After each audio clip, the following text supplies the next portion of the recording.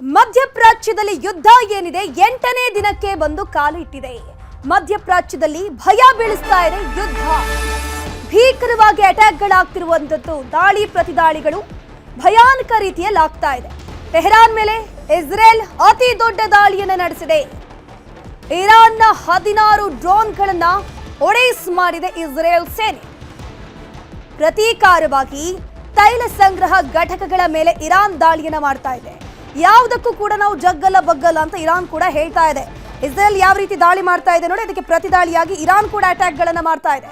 Dubai airport ಬಳಿಯ drone ದಾಳಿಯಾಗಿದೆ. ವಿಮಾನವನ್ನ ಧ್ವಂಸಗೊಳಿಸಲಾಗಿದೆ.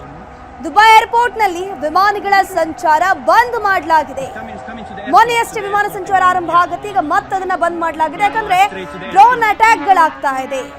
ವಿಮಾನಕ್ಕೆ attack ಆಗಿರುವಂತದ್ದು ನೋಡ್ತಾ ಇರಬಹುದು ನೀವು ಸ್ಕ್ರೀನ್ ನಲ್ಲಿ, ಯಾವ ರೀತಿ ಏರ್ಪೋರ್ಟ್ ಅನ್ನ ಟಾರ್ಗೆಟ್ ಮಾಡಿ ಡ್ರೋನ್ ದಾಳಿಯನ್ನ ಮಾಡಲಾಗಿದೆ ಅನ್ನುವಂಥದ್ದು. ಸದ್ಯಕ್ಕೆ ದುಬೈನಲ್ಲಿ ವಿಮಾನ ಸಂಚಾರ ಬಂದ್ ಆಗಿದೆ. ಇರಾನ್, ಲೆಬನಾನ್ ಮೇಲೆ ಇಸ್ರೇಲ್ ನಿರಂತರವಾಗಿ ದಾಳಿ ನಡೆಸ್ತಾ ಇದೆ. ಇರಾನ್ಗೆ ಈಗ ಸಪೋರ್ಟ್ ಮಾಡ್ತಿರುವಂತಹ ಏಕೈಕ ಪ್ಲೇಸ್ ಅಂದ್ರೆ ಅದು ಲೆಬನಾನ್ ಅವರು, ಹೆಜ್ಬುಲ್ಲಾ ಸಂಘಟನೆಯವರು. ಈ ಹಿಂದೆ ಹೆಜ್ಬುಲ್ಲಾ ಸಂಘಟನೆಯ ನಾಯಕರನ್ನ ಕೊಲೆ ಮಾಡಲಾಗುತ್ತೆ, ಹತ್ಯೆ ಮಾಡಲಾಗುತ್ತೆ. ಈಗ ಇರಾನ್ ಮತ್ತು ಲೆಬನಾನ್ ಸೇರ್ಕೊಂಡು ಇಸ್ರೇಲ್ ಮತ್ತು ಅಮೆರಿಕದ ಸೇನೆಗಳ ಮೇಲೆ ದಾಳಿಯನ್ನ ಮಾಡ್ತಾ ಇದೆಯಲ್ಲ, ಪ್ರತೀಕಾರವಾಗಿ ಇಸ್ರೇಲ್ ನಿರಂತರವಾಗಿ ದಾಳಿ ನಡೆಸ್ತಾ ಇದೆ. ಇರಾನ್ ನಿಂದಲೂ ಅಮೆರಿಕ ಇಸ್ರೇಲ್ ನೆಲೆಗಳನ್ನ ಟಾರ್ಗೆಟ್ ಮಾಡಲಾಗ್ತಿದೆ. ಅಮೆರಿಕ ಸೇನಾ ನೆಲೆಗಳನ್ನ ಇರಾನ್ ಧ್ವಂಸ ಮಾಡ್ತಾ ಇದೆ. ದುಬೈ, UAE ನಿವಾಸಿಗಳಿಗೆ ಮನೆಯಿಂದ ಹೊರಬಾರದಂತೆ ಅಲರ್ಟ್ ನೀಡಲಾಗಿದೆ. ಮಧ್ಯಪ್ರಾಚ್ಯ ರಾಷ್ಟ್ರಗಳ ಕ್ಷಮೆಯನ್ನ ಕೋರಿದ್ದಾರೆ ಇರಾನ್ನ ಅಧ್ಯಕ್ಷ ಈ ಸಂದರ್ಭದಲ್ಲಿ. ಯಾಕಂದ್ರೆ ಮಧ್ಯಪ್ರಾಚ್ಯದಲ್ಲಿ ಈಗ ಇರಾನ್ ಏನಿದೆ, ಇಸ್ರೇಲ್ ಮತ್ತು ಅಮೆರಿಕದ ಟಾರ್ಗೆಟ್ ಜೊತೆಗೆ ಒಟ್ಟು 12 ರಾಷ್ಟ್ರಗಳ ವಿರುದ್ಧವೂ ಕೂಡ ಅಟ್ಯಾಕ್ ಅನ್ನು ಮಾಡ್ತಾ ಇದೆ. ಹೊಸ ಮಿಸೈಲ್ಗಳಿಂದ ಇಸ್ರೇಲ್ ದಾಳಿಯನ್ನು ನಡೆಸ್ತಾ ಇದೆ. 400ಕ್ಕೂ ಹೆಚ್ಚು ಟಾರ್ಗೆಟ್ಗಳ ಮೇಲೆ ಅಟ್ಯಾಕ್ ಆಗ್ತಾ ಇರೋದು. ಪ್ರಮುಖವಾಗಿ 400 ಪ್ಲೇಸಸ್ಗಳನ್ನು ಟಾರ್ಗೆಟ್ ಮಾಡಿದ್ದಾರೆ. ಈಗ ಅಲ್ಲಿಗೆ ಇರಾನ್ನ ಆಯಾ ಕಟ್ಟಿನ ಸ್ಥಳಗಳ ಮೇಲೆ ಅಟ್ಯಾಕ್ಗಳು ಆಗ್ತಾ ಇದೆ, ದಾಳಿಗಳು ಆಗ್ತಾ ಇದೆ. ಹೊಸ ಮಿಸೈಲ್ಗಳು. ಯಾಕಂದ್ರೆ ಇಸ್ರೇಲ್ ಈಗ ಶಸ್ತ್ರಾಸ್ತ್ರಗಳ ವಿಚಾರಕ್ಕೆ ಸಂಬಂಧಪಟ್ಟಂತೆ ಅಮೆರಿಕದ ಸಪೋರ್ಟ್ ಬಹಳಷ್ಟಿದೆ.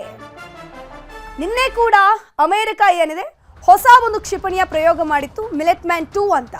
ಸೊ ಈಗ ಹೊಸ ಶಸ್ತ್ರಾಸ್ತ್ರಗಳನ್ನ ಇಸ್ರೇಲ್ಗೂ ಕೂಡ ಅಮೆರಿಕ ಕೊಡ್ತಾ ಇರೋದು ಈ ದಾಳಿಯ ಸಂದರ್ಭದಲ್ಲಿ. ಈಗ ಪ್ರಮುಖವಾಗಿ 400ಕ್ಕೂ ಹೆಚ್ಚು ಭಾಗಗಳನ್ನ ಟಾರ್ಗೆಟ್ ಮಾಡಿ ಇರಾನ್ನ ಸ್ಥಳಗಳನ್ನ ಒಡೆಸ್ ಮಾಡ್ತಾ ಇದೆ ಇಸ್ರೇಲ್ ಸೇನೆ.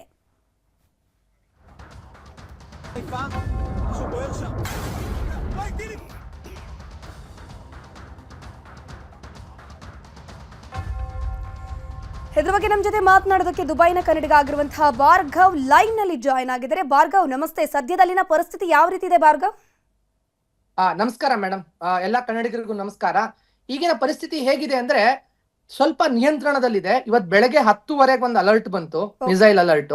ಸೊ ಬಟ್ ಭಾಗಶಃ ದುಬೈ ನಗರದಲ್ಲಿ ನಾವು ರೆಸಿಡೆಂಟ್ಸ್ ಇರೋದ್ರಿಂದ 13 ವರ್ಷದಿಂದ ನಾನು ಇಲ್ಲಿ ಬ್ಯಾಂಕ್ ಉದ್ಯೋಗಿ ಆಗಿದ್ದೀನಿ, ರಿಲ್ಯಾಕ್ಸ್ ಆಗಿದ್ದೀವಿ. ನಮ್ಮ ಪ್ರಿಯಾರಿಟಿ ಏನಾಗಿದೆ ಅಂದ್ರೆ ಕರ್ನಾಟಕದಿಂದ ಯಾರು ಟೂರಿಸ್ಟ್ ಗಳು ಬಂದಿದ್ದಾರೆ ಅವರಿಗೆ ವಸತಿ ಕಲ್ಪಿಸೋದಿರ್ಬೋದು, ಅವ್ರಿಗೆ ಊಟ ಕೊಡೋದಿರ್ಬೋದು. ಅವ್ರ ನಮ್ಮ ರೊನಾಲ್ಡ್ ಕೊಲೋಸಾ ಅವರ ನೇತೃತ್ವದಲ್ಲಿ ಕನ್ನಡ ಹೆಲ್ಪ್ ಲೈನ್ ಅಂತ ಮಾಡ್ಕೊಂಡಿದೀವಿ.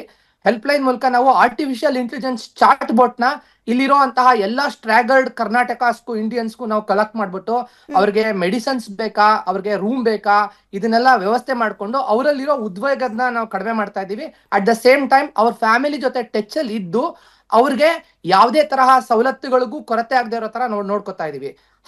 ಒಂದಾದ್ಮೇಲೆ ಈಗ ಬೆಳಗ್ಗೆ 10:30 ಅಲರ್ಟ್ ಆದ್ಮೇಲೆ ಬರೀ ಒಂದ್ 48 ನಿಮಿಷಕ್ಕೋ ಅಥವಾ 50 ನಿಮಿಷಕ್ಕೋ ದುಬೈ ಏರ್ಪೋರ್ಟ್ ಸ್ವಲ್ಪ ಸಸ್ಪೆನ್ಷನ್ ಅಲ್ಲಿ ಇತ್ತು. ಆಮೇಲಿಂದ ನಮ್ಮ ರಿಪ್ಯಾಟ್ರಿಯೇಷನ್ ಫ್ಲೈಟ್ಸ್ ಗಳು ಹಾರಾಟ ಆಗ್ತಾ ಇದೆ. ಬಟ್ ಟಿಕೆಟ್ ಬುಕಿಂಗ್ ಮಾಡೋದಕ್ಕೆ ಸ್ವಲ್ಪ ಸಮಸ್ಯೆ ಆಗ್ತಾ ಇದೆ. ಏನಾಗುತ್ತೆ ಅಂದ್ರೆ ಟಿಕೆಟ್ ಬುಕ್ ಮಾಡ್ತಾರೆ, ಕೆಲವೊಂದ್ಸತಿ ಪೆಂಡಿಂಗ್ ಅಂತ ಬರುತ್ತೆ, ಒಂದೊಂದು ಕ್ಯಾನ್ಸಲ್ ಆಗ್ತಾ ಇದೆ. ಈಗ air India express Russell keema ಇಂದ ಸ್ವಲ್ಪ ಸೇಫ್ ಅಂತ ಅನ್ಬಿಟ್ಟು, ರಸಲ್ ಕೈಮಾ ಇಲ್ಲಿಂದ ಸ್ವಲ್ಪ ದೂರ ಇದೆ, ಒಂದ್ 200 ಕಿಲೋಮೀಟರ್ ದೂರ ಇದೆ. ಆ ಒಂದು ಏರ್ ಸ್ಪೇಸು ಇರಾನ್ ಕಡೆ ಬರೋದಿಲ್ಲ, ರಸಲ್ ಕೈಮಾ ಇಂದ ಫ್ಲೈಟ್ಸ್ ಗಳು ಹೋಗ್ತಾ ಇದೆ. ಸೊ ನಾನು ಇದ್ರ ಮೂಲಕ ಹೇಳೋದಂದ್ರೆ ಈ ಎಲ್ಲಾ ಇದು ಕಂಟ್ರೋಲ್ ಅಲ್ಲಿ ಇದೆ. 1-2-3 ಥ್ರೆಟ್ಸ್ ಗಳು ಬರ್ತಾ ಇದೆ, but things are very control. ನಮ್ಮ ಮಹಾರಾಜರು ಚೆನ್ನಾಗಿ ನಮಗೆ ಸಪೋರ್ಟ್ ಮಾಡ್ತಾ ಇದಾರೆ, ಇದು ಹೆಲ್ಪ್ ಮಾಡ್ತಾ ಇದಾರೆ. ಮತ್ತೆ ನಮ್ಮ ಉದ್ಯಮಿ ರೊನಾಲ್ಡ್ ಕೊಲೋಸಾ ಅವರ ನೇತೃತ್ವದಲ್ಲಿ ನಾವು ಕನ್ನಡ ಹೆಲ್ಪ್ ಲೈನ್ ಅಂತ ಹೇಳಿ ಹಿಡಾಯತ್ ಅಡ್ಡೂರು, ಅರುಣ್ ಕುಮಾರ್, ದೀಪಕ್ ಮತ್ತೆ ಮಂಜುಳಾ ಅವರು ಇವರೆಲ್ಲ ಸೇರ್ಕೊಂಡು ನಾವು ಒಂದು ಗುಂಪನ್ ಕಟ್ಟಿದೀವಿ, 200 ಜನದ ಗುಂಪನ್ ಕಟ್ಟಿದೀವಿ. ನಾವು ಒಂದು ವಾರ್ ರೂಮ್ ಮಾಡ್ಕೊಂಡು ಹೋರಾಡ್ಕೊಂಡು ಎಲ್ಲಾರ್ಗು ಸಪೋರ್ಟ್ ಮಾಡ್ತಾ ಇದೀವಿ. ಸೊ ಏನು ಹೆದರ್ಕೊಳ್ಳೋ ಅಂತದಿಲ್ಲ. ಏನಂದ್ರೆ ಇಲ್ಲಿ ಟೂರಿಸ್ಟ್ ಗಳು ಇಲ್ಲಿಂದ ಹೋಗ್ಬಿಟ್ರೆ ಅರ್ಧ ಸಮಸ್ಯೆ ಕಂಪ್ಲೀಟ್ ಆಗತ್ತೆ. ಆಮೇಲಿಂದ ಮುಂದಿನ ದಿನಗಳಲ್ಲಿ ಇವತ್ತು ಇರಾನ್ನ ಪ್ರೆಸಿಡೆಂಟ್ ಕೂಡ ಕ್ಷಮೆ ಯಾಚಿಸಿದ್ದಾರೆ, ನಾವು ಇದರ ಮಾಡಿದಕ್ಕೆ ತಪ್ಪು ಅಂತ ಹೇಳಿ. ಮುಂದಿನ ದಿನಗಳಲ್ಲಿ ಈ ಒಂದು ಟೆನ್ಷನ್ ಕಡಿಮೆ ಆಗ್ಬೋದು ಅನ್ನೋ ಎಲ್ಲ ನಿರೀಕ್ಷೆ ಇದೆ. ಸೊ ಎಲ್ರು ನಾವು ಈ ಒಂದು ಟೆನ್ಷನ್ ಕಡಿಮೆ ಆಗ್ಲಿ ಅಂತ ಬೇಡ್ಕೊಳ್ಳೋಣ. ಬಟ್ ನಿಯಂತ್ರಣದಲ್ಲಿದೆ, ತುಂಬಾ ಪರಿಸ್ಥಿತಿ ಕೆಟ್ಟದಾಗೇನಿಲ್ಲ. ರಾಜರು ನಮ್ಗೆ ಸಹಕಾರ ಮಾಡ್ತಾ ಇದ್ದಾರೆ, ನಾವು ಟೂರಿಸ್ಟ್ ಗಳನ್ನೆಲ್ಲ ನೋಡ್ಕೋತಿದೀವಿ. ನಮ್ಮ ರೊನಾಲ್ಡ್ ಕೊಲೋಸೋ ಹಾಗೂ ಪ್ರವೀಣ್ ಶೆಟ್ರು ಹಾಗೂ ನಮ್ಮ ಕನ್ನಡ ಪರ ಸಂಘಟನೆಗಳ ಒಂದು ಸಹಕಾರದಲ್ಲಿ ನಾವೆಲ್ಲ ಚೆನ್ನಾಗಿ ಮಾಡ್ಕೊಂಡು ಕಂಟ್ರೋಲ್ ಮಾಡ್ಕೊಂಡಿದೀವಿ ಮೇಡಮ್. ಭಾರ್ಗವ್, ಸದ್ಯದ ಮಾಹಿತಿ ಪ್ರಕಾರ ಎಷ್ಟು ಕನ್ನಡಿಗರಲ್ಲಿ ಪರದಾಟವನ್ನು ನಡೆಸಿದ್ದಾರೆ, ಎಷ್ಟು ಜನ ಸೇಫ್ ಅಲ್ಲಿ ಇದ್ದಾರೆ, ಅದ್ರ ಬಗ್ಗೆ ಏನಾದ್ರು ಅಂಕಿ ಅಂಶ ಸಿಕ್ಕಿದೆಯಾ? ಮತ್ತೆ ಅದರಲ್ಲೊಬ್ಬ ಕನ್ನಡಿಗರಿಗೆ ಹುಷಾರಿಲ್ಲಂತೆ, ಅವರ ಕಂಡೀಷನ್ ಸರಿ ಇಲ್ಲ ಅನ್ನೋ ಮಾಹಿತಿ, ಸೊ ಅವರಿಗೆ ಚಿಕಿತ್ಸೆ ಸಿಗ್ತಾ ಇದೆಯಾ ಹೇಗೆ? ಹೌದು. ಈಗ ನಮಗೆ ಇರುವಂತಹ ಡೇಟಾ ಪ್ರೇಸ್ ಪ್ರಕಾರ ಆಲ್ಮೋಸ್ಟ್ ಒಂದು 100ರಿಂದ 150 ನಮ್ಮ Kannada help line chat bot ನಿಂದ ಸಹಾಯ ಪಡ್ಕೊಂಡಿರೋರು 150 ಜನ ಆಲ್ರೆಡಿ ಎಕ್ಸಿಟ್ ಆಗಿದ್ದಾರೆ. ಇವತ್ತು ಬೆಳಗ್ಗೆ ಸಂಜೆಗೆ ಬುಕಿಂಗ್ ಇದೆ. ನನ್ಗನ್ಸೋ ಪ್ರಕಾರ ಅಪ್ರಾಕ್ಸಿಮೇಟ್ಲಿ ಇನ್ನೂ ಒಂದು 150ರಿಂದ 200 ಜನ ಇಲ್ಲಿ ಇರ್ಬೋದು. ಬಟ್ ಯಾರು ಪರದಾಟ ಮಾಡ್ತಾ ಇಲ್ಲ. ಯಾರ ಹತ್ರ ಹಣ ಇದೆ ಅವ್ರು ಹಣ ಖರ್ಚು ಮಾಡಿ ರೂಮ್ ಮಾಡ್ಕೊಂಡಿದ್ದಾರೆ. ಯಾರು ಹಣ ಇಲ್ಲ, ನಮ್ಮ ಒಂದು ಸಂಸ್ಥೆ ಮೂಲಕ ನಾವು ಅವ್ರಿಗೆ ರೂಮಿನ ವ್ಯವಸ್ಥೆ, ಹಣ ಇರೋರ್ಗೂ ಸಹ ಊಟದ ವ್ಯವಸ್ಥೆ, ಯಾಕಂದ್ರೆ ಅವ್ರಿಗೆ ಕರ್ನಾಟಕದ ಫುಡ್ ಬೇಕು, ಅಲ್ಲಿಲ್ಲ ಫುಡ್ ಎಲ್ಲ ಸೆಟ್ ಆಗಲ್ಲ ಅಂತ ಹೇಳಿ ಊಟದ ವ್ಯವಸ್ಥೆ ಕೂಡ ಮಾಡ್ತಾ ಇದ್ದೀವಿ. ಸೊ ನಮ್ಗೆ ಇಲ್ಲಿರುವಂತಹ ಉದ್ಯಮಿಗಳು, ದಾನಿಗಳೆಲ್ಲ ನಮ್ಗೆ ಸಪೋರ್ಟ್ ಮಾಡ್ತಾ ಇದ್ದಾರೆ. ಆ ನಂತರ ಈ ಯಾರು ನೀವು ಆಸ್ಪತ್ರೆಗೆ ಸೇರಿದ್ದೀರಿ ಅಂತ ಹೇಳಿದಾರಲ್ಲ, ನಾವು ಈಗ ಈ 24ನೇ ತಾರೀಕು ಬಂದು 60 ಜನ ಹಿರಿಯ ನಾಗರಿಕರು ಬಳ್ಳಾರಿ, ಜಗಳೂರು ಇವ್ರನ್ನೆಲ್ಲ ರೆಸ್ಕ್ಯೂ ಮಾಡಿ ಕನ್ನಡ ಕೂಟ, ಕನ್ನಡ ಹೆಲ್ಪ್ ಲೈನ್ ಇಂದ ನಾವು ರೆಸ್ಕ್ಯೂ ಮಾಡಿ 5-6 ದಿನ ಅವ್ರನ್ನ ಇಟ್ಟು ಊಟ ಕೊಟ್ಟು ಕಳ್ಸಿದ್ವಿ. ಅದ್ರಲ್ಲಿ ಇಬ್ರು ಉಳ್ಕೊಂಡಿದ್ರು, ಯಾಕಂದ್ರೆ ಅವ್ರ ಹೆಂಡತಿಗೆ ಹುಷಾರಿಲ್ಲ. ಇವಾಗ ಅವರು ಮಂಜುಳಾ ಮತ್ತೆ ಚೇತನ್ ಸುಬ್ರಹ್ಮಣ್ಯ ಅನ್ನೋರು ಅವ್ರನ್ನ ನೋಡ್ಕೊಳ್ತಾ ಇದಾರೆ. ಅವ್ರ ಮಗನು ಐರ್ಲೆಂಡ್ ಇಂದ ನಮ್ಗೆ ಕಮ್ಯುನಿಕೇಶನ್ ಅಲ್ಲಿ ಇದಾರೆ. ಅವ್ರದೀಗ ಸ್ಥಿತಿ ಚೆನ್ನಾಗಿದೆ, ದೇ ಆರ್ ಇಂಪ್ರೂವಿಂಗ್. ಮೋಸ್ಟ್ಲಿ ಅವರು ಮಂಡೇ ಅಷ್ಟೊತ್ತಿಗೆ ಇದಾಗ್ಬಿಟ್ಟು ಏನೋ ಡಿಸ್ಚಾರ್ಜ್ ಆಗಿ ಅವ್ರು ಊರಿಗೆ ಕಳ್ಸಿಕೊಡೋ ಎಲ್ಲಾ ವ್ಯವಸ್ಥೆನೂ ಮಾಡ್ತೀವಿ. ಭಾರ್ಗವ್, ಹಾಗೇನೆ ದುಬೈನ ಹತ್ರ ಏರ್ಪೋರ್ಟ್ ಹತ್ರ ಒಂದು ಅಟ್ಯಾಕ್ ಆಗಿದೆ ಅನ್ನುವಂತ ಮಾಹಿತಿ ಇದೆ. ಎಕ್ಸಾಕ್ಟ್ಲಿ ಅಲ್ಲಿ ಅಟ್ಯಾಕ್ ಆಗಿರೋದು ಹೌದಾ? ಇದು ಒಂದು ಮೈನರ್ ಅಟ್ಯಾಕ್ ಅಷ್ಟೇ.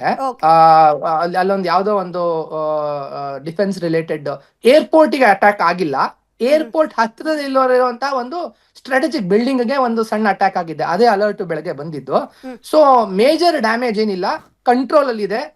ಅದಾದ ನಂತರ ಅಟ್ಯಾಕ್ ಆದ ನಂತರನೇ ನಮ್ಮ ಇರಾನ್ ಪ್ರೆಸಿಡೆಂಟ್ ಕ್ಷಮೆ ಯಾಚನೆ ಮಾಡಿದ್ದು.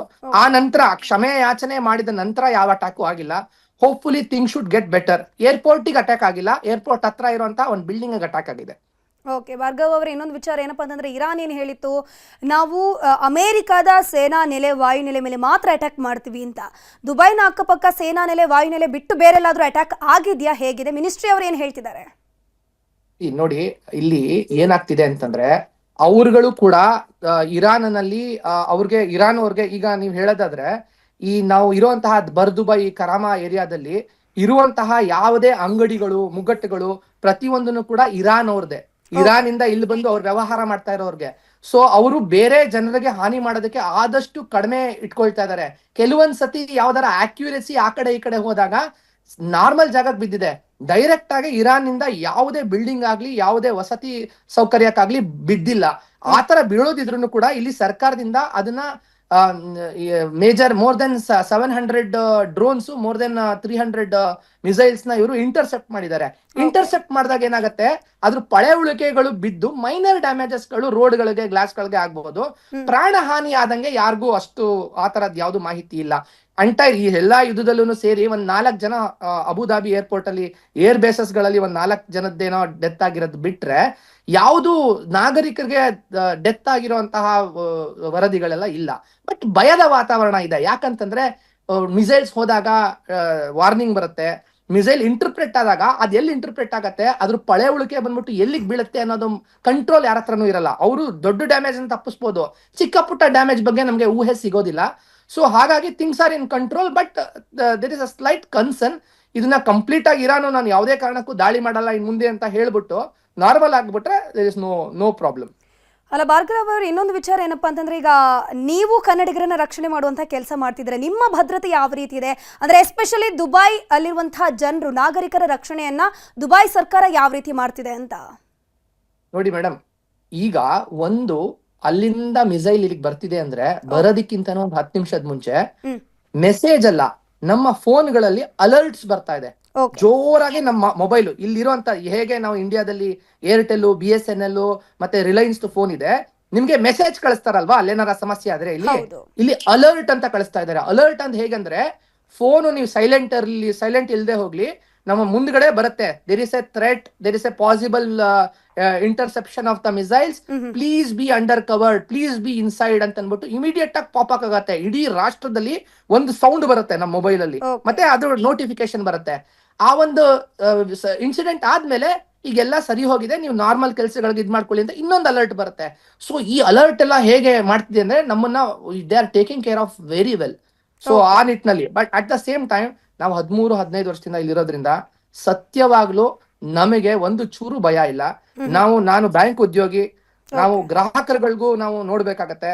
ನನ್ನ ಇಮೇಲ್ ಅಲ್ಲಿ ಇದೀನಿ, ನನ್ನ ಫೋನ್ ಅಲ್ಲಿ ಇದೀನಿ, ನಾವು ಬ್ರಾಂಚಿಗೆ ಹೋಗ್ತಾ ಇದೀವಿ, ಎಲ್ಲಾ ಕೆಲಸಗಳು ನಾರ್ಮಲ್ ಆಗಿ ನಡ್ಕೊಂಡು ಹೋಗ್ತಾ ಇದೆ. ಇವತ್ತು ಇಲ್ಲಿ ಪವಿತ್ರ ರಂಜಾನ್ ಮಾಸ ಸಹ, ಎಲ್ಲರೂ ಉಪವಾಸದಲ್ಲಿ ಇರ್ತಾರೆ.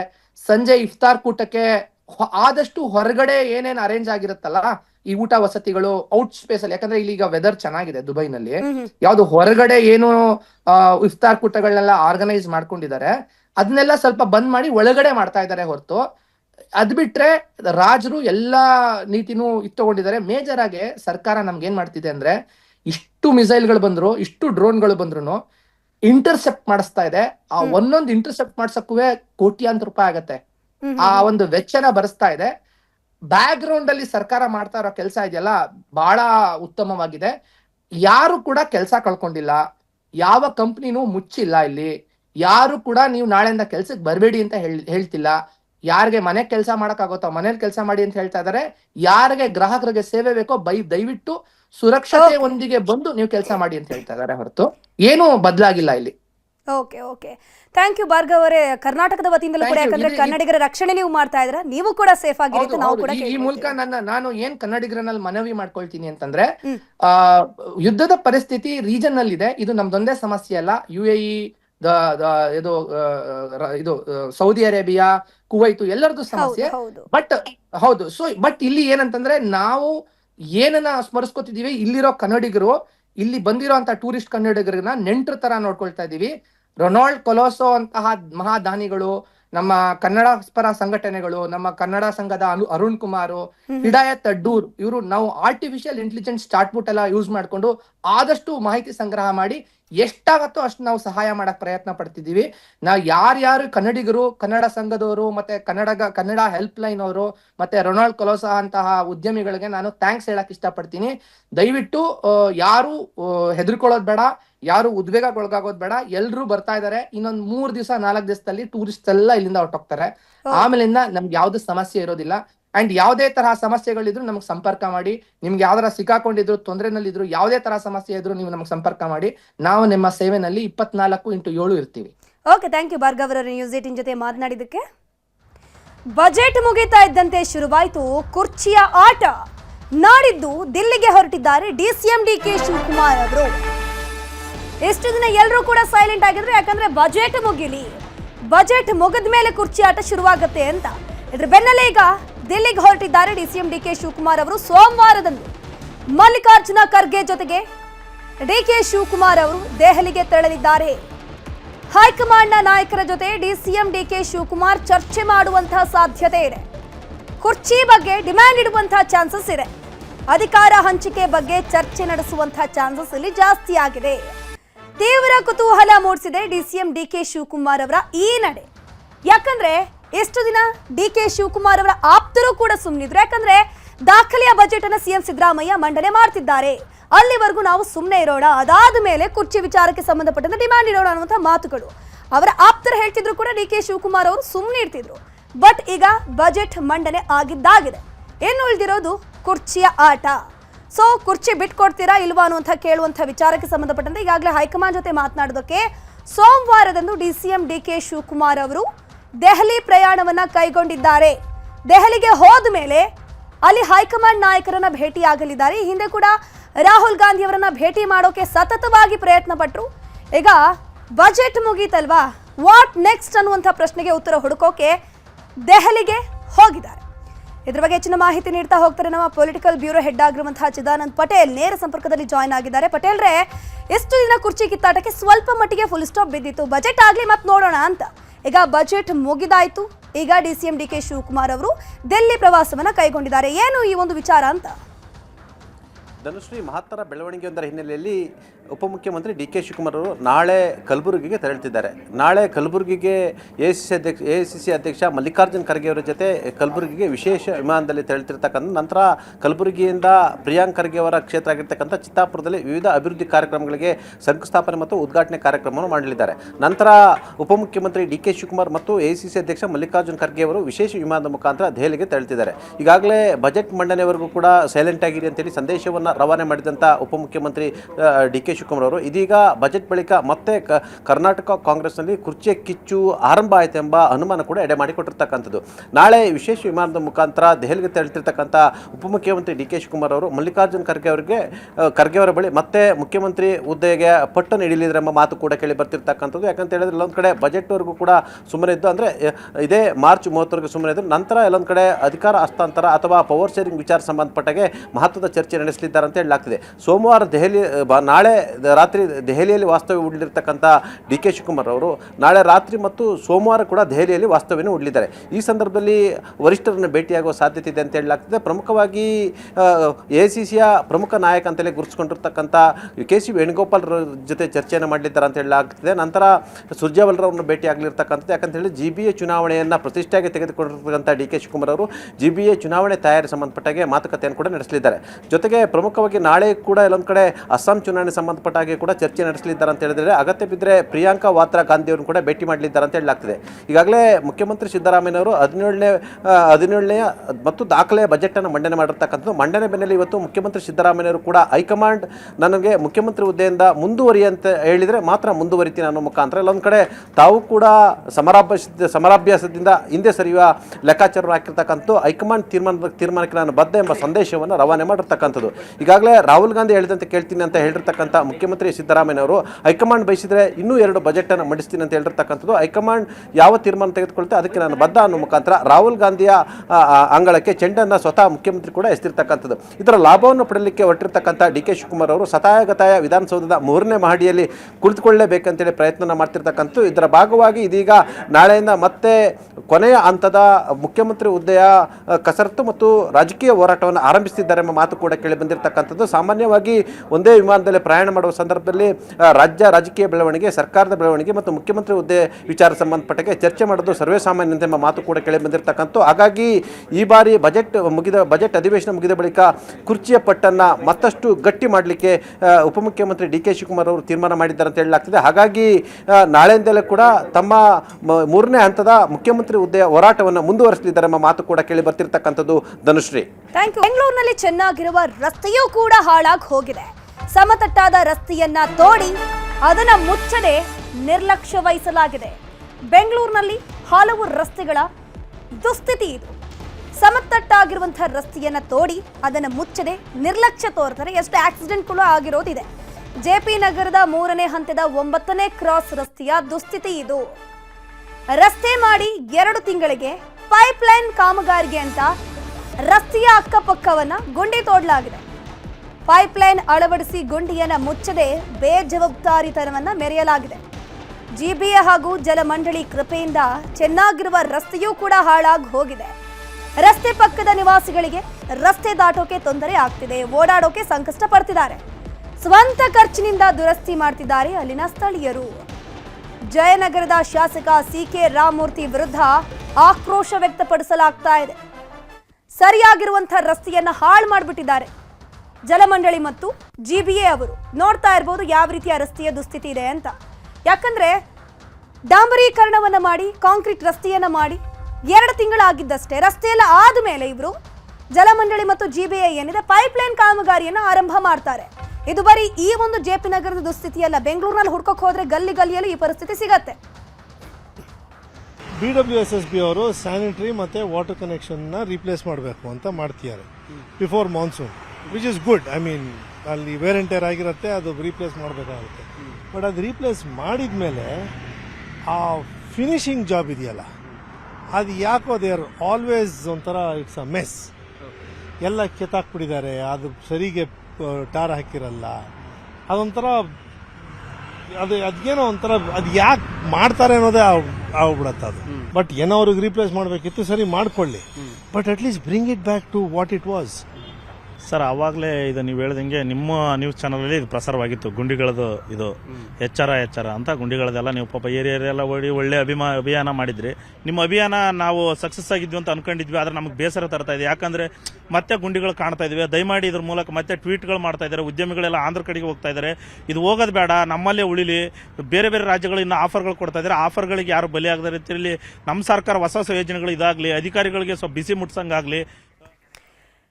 ಇದ್ರ ಬಗ್ಗೆ ನಮ್ಮ ಜೊತೆ ಮಾತನಾಡೋದಕ್ಕೆ ಖುದ್ದು ಜಯನಗರ ಶಾಸಕ ಸಿ.ಕೆ. ರಾಮಮೂರ್ತಿ ಅವರು ದೂರವಾಣಿ ಸಂಪರ್ಕದಲ್ಲಿ ಜಾಯ್ನ್ ಆಗಿದ್ದಾರೆ. ಸರ್ ನಮಸ್ತೆ. ನಮಸ್ತೆ. ಹೇಳಮ್ಮ ಸರ್, ಜೆಪಿ ನಗರದ 3ನೇ ಹಂತದ 9ನೇ ಕ್ರಾಸ್ನ ದುಸ್ಥಿತಿ ಬಗ್ಗೆ ನಾವು ವರದಿ ಮಾಡ್ತಾ ಇದ್ವಿ. ಯಾಕಂದ್ರೆ ನೀಟಾಗಿರೋ ರಸ್ತೆ ನಿರ್ಮಾಣ ಆಗಿ 2 ತಿಂಗಳಾಗಿದೆ. 2 ತಿಂಗಳ ಆದ್ಮೇಲೆ ಈಗ ಪೈಪ್ ಲೈನ್ಗೆ ಅಂತ ಹೇಳ್ಕೊಂಡು ಆ ರಸ್ತೆಯನ್ನು ಅಗ್ದು ಹಾಕ್ಬಿಟ್ಟಿದ್ದಾರೆ. ಸರ್, ಇದು ನಿಮ್ ಗಮನಕ್ಕೆ ಬಂದಿದ್ಯಾ? ಮೇಡಮ್, ಜೆಪಿ ನಗರ 9th ಕ್ರಾಸ್ 4 ಕಿಲೋಮೀಟರ್ ಅದು. ಇಲ್ಲಿಂದ ಕನಕಪುರ ಮೇನ್ ರೋಡ್ ಇಂದ Bannerghatta main road 4 kilometre. Okay. ಆ ರಾಗಿಗುಡ್ಡ ಸ್ಲಮ್ ಹತ್ರ ಸ್ಯಾನಿಟರಿ ಪೈಪ್ ಲೈನ್ ಚೇಂಜ್ ಮಾಡ್ತಾ ಇದೀವಿ. ಓಕೆ. ಓಕೆ. ಆ ಚೇಂಜ್ ಮಾಡಿ ಸುಮಾರು ಒಂದು 500 ಮೀಟರ್. ಓಕೆನಾ? ಅದನ್ನ ಇವಾಗ ಪೈಪ್ ಲೈನ್ ಚೇಂಜ್ ಮಾಡ್ತಾ ಇದೀವಿ.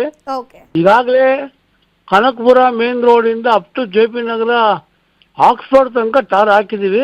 ಇನ್ನೊಂದು ವಾರದಲ್ಲಿ ಮುಂದಕ್ಕೂ ಟಾರ್ ಹಾಕ್ತಾ ಇದೀವಿ. ಎಲ್ಲಿ ಪೈಪ್ ಲೈನ್ ಸ್ಯಾನಿಟರಿ ಕೆಲಸ ಮುಗಿಯುತ್ತೆ ಅಲ್ಲಿ ನಾವು ಹಾಕೊಂಡ್ ಬರ್ತಾ ಇದೀವಿ. ಯಾಕೆ ಅಂದ್ರೆ ಬಿಕಾಸ್ ಆಫ್ ರಾಗಿಗುಡ್ಡ ಸ್ಲಮ್ ಏನಿದೆ, ಆ ಸ್ಲಮ್ ಅಲ್ಲಿ ಸಿಕ್ಕಾಪಟ್ಟೆ ಸ್ಯಾನಿಟರಿ ಉಕ್ಕಿ ಅರೆ ದೃಷ್ಟಿಯಿಂದ ಲೈನ್ ಚೇಂಜ್ ಮಾಡ್ತಾ ಇದೀವಿ ಮೇಡಮ್. ಅಲ್ಲ ಸರ್, ಈಗ 2 ತಿಂಗಳಾಗಿದ್ದಷ್ಟೇ ಡಾಮರ್ ಹಾಕ್ಬಿಟ್ಟು ಅಟ್ಲೀಸ್ಟ್ ಈ ಒಂದು ರಸ್ತೆ ಕಾಮಗಾರಿ ಮಾಡೋ ಮೊದಲೇ ನಿಮ್ಗೆ ಪೈಪ್ ಲೈನ್ ಹಾಕಬಹುದಿತ್ತು.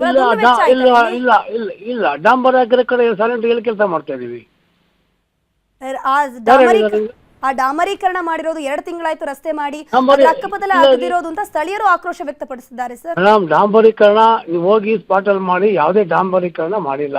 ಓಕೆ. ನೀವು ಬನ್ನಿ, ದಯಮಾಡಿ ಬನ್ನಿ, ಸ್ಪಾಟಿಗೆ ಬನ್ನಿ, ಒಂದ್ಸಲಿ ನೋಡಿ ಅಲ್ಲಿ. ಅಲ್ಲ ಸರ್, ನಾವು ಸ್ಕ್ರೀನ್ ಅಲ್ಲಿ ತೋರಿಸ್ತಾ ಇದೀವಿ, ವಿತ್ ಪ್ರೂಫೇ ಮಾತನಾಡ್ತಾ ಇದೀವಿ ನಾವು. ಅಲ್ಲಿನ ಸ್ಥಳೀಯರು ಕೂಡ ಬೈಟ್ಸ್ ಕೊಟ್ಟಿದ್ದಾರೆ. ಅವರು ಕೂಡ ಹೇಳ್ತಾ ಇದ್ದಾರೆ ಈಗ ದುರಸ್ತಿ ಕಾರ್ಯವನ್ನ ಸ್ವಂತ ಖರ್ಚಲ್ಲೇ ಮಾಡ್ತಿದೀವಿ ಅಂತ ಹೇಳ್ತಿದ್ದಾರೆ. ಇಲ್ಲ ರೀ, ಇವಾಗ ಸ್ಯಾನಿಟರಿ ಕೆಲಸ ಮಾಡ್ಬೇಕು ಅಂದಾಗ ಮಧ್ಯ ಹೆಚ್ಚು ಕಡಿಮೆ ಆದಾಗ ಅಲ್ಲಿ ಹೊಸ ಲೈನ್ ಚೇಂಜ್ ಮಾಡ್ತಾ ಇದೀವಿ. ಡಾಂಬರೀಕರಣ ಲೈನ್ ಡಾಂಬರೀಕರಣ ಮಾಡಿಲ್ಲ. ಎಲ್ಲಿ ಯಾವ ಸ್ಪಾಟ್ ಅಲ್ಲಿ 4 ಕಿಲೋಮೀಟರ್ ಬರುತ್ತೆ, ಯಾವ ಸ್ಪಾಟ್ ಅಲ್ಲಿ ಅಂತ ಹೇಳಿ ನಾವು ಕೇಳಿ ಅವ್ರನ್ನ. ನಾಳೆ ನಾನು ಸ್ಪಾಟಿಗೆ ಬರ್ತೀನಿ, ನೀವು ಬನ್ನಿ, ಸ್ಪಾಟಿಗೆ ಬನ್ನಿ. ಸರ್, ನಾವು ಕೂಡ ಈಗ ಜೆಪಿ ನಗರದ 3ನೇ ಹಂತದ 9ನೇ ಕ್ರಾಸ್ ದೃಶ್ಯಾವಳಿಯನ್ನ ಅಲ್ಲಿ ಸ್ಪಾಟಿಗೆ ಹೋಗಿ ವಿಡಿಯೋ ರೆಕಾರ್ಡ್ ಮಾಡ್ಕೊಂಡು ಈಗ ಟೆಲಿಕಾಸ್ಟ್ ಮಾಡ್ತಾ ಇರೋದು.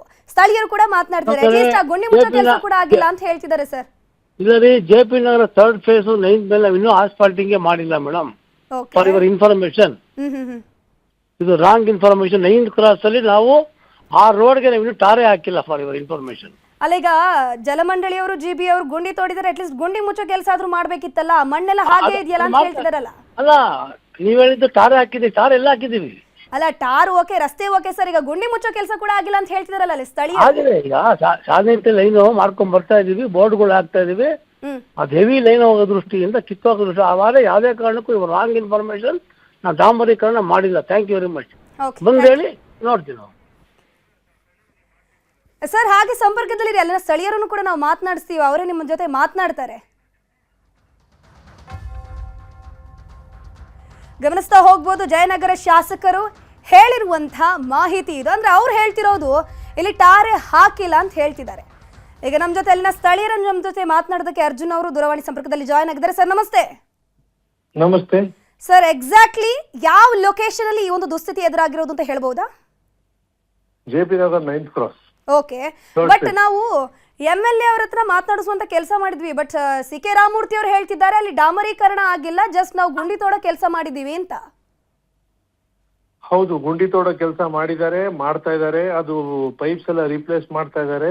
ಮಾಡ್ಬೇಕಾಗಿತ್ತೇನೋ, ಹೌದು. ಅದೀಗೇನು ಅದ್ರ ಬಗ್ಗೆ ಏನು ಪ್ರಾಬ್ಲಮ್ ಇಲ್ಲ. ಓಕೆ. ಬಟ್ ಇವಾಗ ಏನು ಅಂತಂದ್ರೆ, ಆಗಿರೋ ಜಾಗಕ್ಕೆ ಮುಗ್ದಿದ ಮೇಲೆ ಅದಕ್ಕೆ ಟಾರ್ ಹಾಕಿದ್ರೆ ಅವಾಗ ಅನುಕೂಲ ಇರುತ್ತೆ. ಅಲ್ಲಿ ಎಲ್ಲರೂ ಟಾರ್ ಹಾಕೋರು ಎಲ್ಲ ಅರ್ಧಂಬರ್ಧ ಕೆಲಸ ಮಾಡ್ಕೊಂಡು ಹೋಗ್ತಿದ್ದಾರೆ. Okay okay. ಅಂದ್ರೆ ಈ ರೋಡಿಗೆ ಟಾರ್ ಹಾಕಿ ಎಷ್ಟು ದಿನ ಆಯ್ತು ಸರ್? ಅಯ್ಯೋ, ಈ ರೋಡ್ಗೆ ಫುಲ್ ಟಾರ್ ಹಾಕಿ ಅಂತೂ ಬಹಳ ವರ್ಷಗಳೇ ಆಗೋಯ್ತು. ಏನಿದ್ರು ಕೆತ್ತೋದು ಅಲ್ಲಿ ಅಷ್ಟು ಪ್ಯಾಚ್ ಮಾತ್ರ ಹಾಕೋದು. ಓಕೆ. ಅಟ್ಲೀಸ್ಟ್ ಇಲ್ಲಿ ಪ್ಯಾಚ್ ವರ್ಕ್ ಆದ್ರೆ 2 ತಿಂಗಳಾಯ್ತಾ ಹಾಕಿ? ಇಲ್ಲ, ಇಲ್ಲಿ ನಮ್ಮ ಮನೆ ಹತ್ರ ಪ್ಯಾಚ್ ವರ್ಕ್ಗೆ ಟಾರ್ ಹಾಕೇ ಇಲ್ಲ. ಓಕೆ. ಅದು ಹಾಗೇ ಇದೆ ಅದು. ಏನೆಲ್ಲ ಸಮಸ್ಯೆಗಳಾಗ್ತಾ ಇದೆ ಆಮೇಲೆ ಸರ್ ಅಲ್ಲಿ ಅಲ್ಲೀಗ? ಆಮೇಲೆ ಅಲ್ಲಿ BWSSB ಪೈಪ್ ಲೀಕ್ ಆಗ್ತಾ ಇತ್ತು. ದಾರ ಹಾಕಕ್ ಮುಂಚೆ BWSSBಗೂ ಆಯ್ತು ಅಲ್ಲಿ ಲೀಕ್ ಆಗ್ತಾ ಇದೆ ಅಂತ. ಅಲ್ಲಿ ಆ ಪ್ಯಾಚ್ ವರ್ಕ್ ಒಂಚೂರು ಏನೋ ಮಾಡಿದಾಗ ಅದಾದ್ಮೇಲೆ ಬಂದು ಮತ್ತೆ ಕೆತ್ತಿದ್ರು. ಇವಾಗ ಕೆತ್ತಿರೋದು ಅದು ಹಾಗೆ ಇದೆ. ಓಕೆ. ಈಗ BBMPಗೂ BWSSBಗೂ ಕೋಆರ್ಡಿನೇಷನ್ ಇಲ್ಲ ಅನ್ನೋದು ಮೊದಲಿಂದಾನು ಗೊತ್ತಿತ್ತು. ಇದು ಇನ್ನ ಈಗಂತೂ ತೀರಾ ಅವಸ್ಥೆ ಹೋಗಿದೆ. ಈಗ ಧೂಳು ಧೂಳು ಧೂಳು. ಓಕೆ. ಅಲ್ಲಿ ಎಲ್ಲಿ ಕೆಲಸ ಆಗಿದೆಯೋ ಅದಕ್ಕಾದ್ರೂ ಕ್ಲೀನ್ ಆಗಿ ಟಾರ್ ಹಾಕೊಂಡ್ ಬಂದ್ರೆ ಅಷ್ಟೆಷ್ಟು ಪಾರ್ಟ್ಸ್ ಮುಗಿಸ್ಕೊಂಡ್ ಬರ್ತಾ ಇರ್ತಾರ ಅವಾಗ. ಇವಾಗ ಫುಲ್ ರೋಡ್ ಆಗೋವರೆಗೂ ಟಾರ್ ಹಾಕಲ್ಲ ಅಂತಂದ್ರೆ ಮಿಕ್ಕಿದವ್ರಿಗೆಲ್ಲ ಆಗಿರೋ ಕೆಲಸಕ್ಕೆ ಲಾಟ್ ಆಫ್ ಪ್ರಾಬ್ಲಮ್. ಹೌದು ಹೌದು. ಅಲ್ಲ, ನಾವು ಕೂಡ CK ರಾಮಮೂರ್ತಿ ಅವ್ರ ಹತ್ರ ಮಾತನಾಡಿದ್ವಿ. ಅವ್ರು ಉಡಾಫೆ ಉತ್ತರ ಕೊಡ್ತಾ ಇದ್ದಾರೆ ಸರ್. ನೀವೇನಾದ್ರೂ ಸಂಪರ್ಕ ಮಾಡೋ ಕೆಲಸ ಮಾಡಿದ್ರೆ ಹೇಗೆ? ನಾವು ಮಾಡಿದ್ವಿ. ಅವ್ರು ಆ ಕಡೆ ಬರ್ತೀನಿ ಅಂತ ಹೇಳಿದ್ರು. ಅದಾದ್ಮೇಲೆ ಏನು ಬರ್ದಿಲ್ಲ ಅವರು. ಕಾಮಗಾರಿ ಎಷ್ಟು ದಿನಗಳಿಂದ ಆಗ್ತಾ ಇದೆ ಸರ್ ಅಲ್ಲಿದು ಸ್ಪಾಟ್ದು? 2-3 ತಿಂಗಳಾಯ್ತೇನಪ್ಪ. ಓಕೆ. ಅಲ್ಲ ಸರ್, ಇಲ್ಲಿ ನಮ್ಗೆ ಒಂದು ಕ್ಲಾರಿಫಿಕೇಶನ್ ಬೇಕು. ಏನಪ್ಪಾ ಅಂತಂದ್ರೆ ಆ ರಸ್ತೆಗೆ ಡಾಂಬರೀಕರಣ ಆದ್ಮೇಲೆ ಇಲ್ಲಿ ಪಕ್ಕದಲ್ಲಿ ಗುಂಡಿ ತೆಗೆದು ಈ ಪೈಪಿಂಗ್ ಕೆಲಸಗಳನ್ನೆಲ್ಲ ಮಾಡ್ತಿದ್ದಾರೆ ಅಂತ, ಅದು ಹೌದಾ? ಇವಾಗ ಪೈಪಿಂಗ್ ಕೆಲಸ ಮಾಡ್ಬೇಕಾಗಿದ್ದವರು ಅದನ್ನ ಮಾಡಿದ್ರು. ಅದು ಮಾಡ್ತಿರ್ಬೇಕಾದ್ರೆ ಈ JCB ಅವರು ಅದು ಯಾರು ಕೆತ್ತುತ್ತಾ ಇದ್ರು ಅಲ್ಲಿದ ವಾಟರ್ ಸಪ್ಲೈ ಪೈಪ್ಗಳನ್ನು ಕಿತ್ಕೊಂಡ್ ಬಂದ್ರು. ಸೊ ನಮ್ಮ ಮನೆಗೆ 5-6 ದಿನದಿಂದ 6 ದಿನ ನೀರೇ ಇರ್ಲಿಲ್ಲ.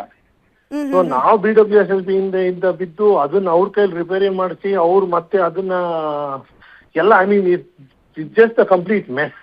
ಅದೊಂಥರ ಅದಕ್ಕೆ ಈಗೆಲ್ಲ ನೋಡಿದ್ರೆ ಯಾಕೆ ಚೈನಾ ಜಪಾನ್ ಎಷ್ಟು ಮುಂದೆ ಇದೆ, ನಾವ್ ಯಾಕೆ ಇಷ್ಟು ಹಿಂದೆ ಇದೀವಿ ಅನ್ನೋದು ಈ ಒಂದು ರಸ್ತೆಯಲ್ಲೇ ಗೊತ್ತಾಗ್ಬಿಡುತ್ತೆ. ಓಕೆ ಅರ್ಜುನ್ ಅವರು, ನಾವು ಕೂಡ ಇದನ್ನ ಫಾಲೋ ಅಪ್ ಮಾಡ್ತಾ ಹೋಗ್ತೀವಿ. ಶಾಸಕರು ಉಡಾಫೆ ಉತ್ತರ ಕೊಡ್ತಾರೆ, ನಮ್ಮ ಜೊತೆ ಮಾತನಾಡೋದಕ್ಕೂ ಕೂಡ ಹಿಂದೇಟ್ ಹಾಕ್ತಿದ್ದಾರೆ ಅಂತಂದ್ರೆ ನಿಜವಾಗ್ಲೂ ಇದು ವಿಪರ್ಯಾಸದ ಸಂಗತಿನ ಅಂತ ಹೇಳ್ಬೋದು.